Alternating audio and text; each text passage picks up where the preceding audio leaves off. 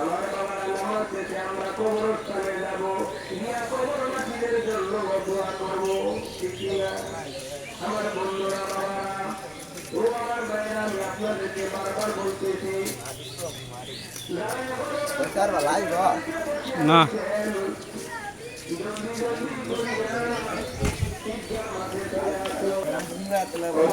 দেখ ভাই দেখা ভাই, ঈদ মোবারক ভাই, ঈদ মোবারক। হ্যাঁ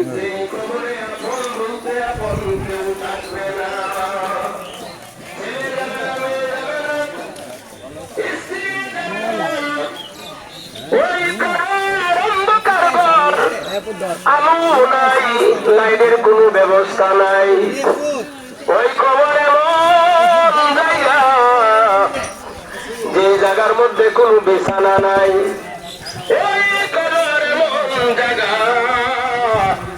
যে জায়গার মধ্যে শুধু হবে মাটির বিছানা।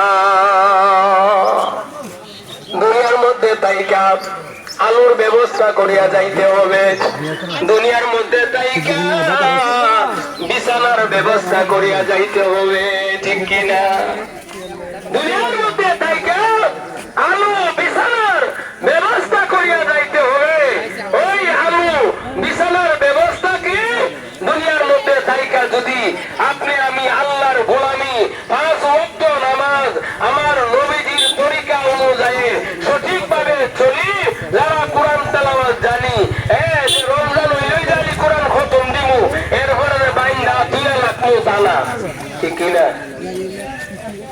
রমজান গেলে গেলে আপনি 1 পাতা 2 পাতা কইরা কোরআন শরীফ পড়বেন নাকি? অনেক মা বোনেরা আছে যে রমজানে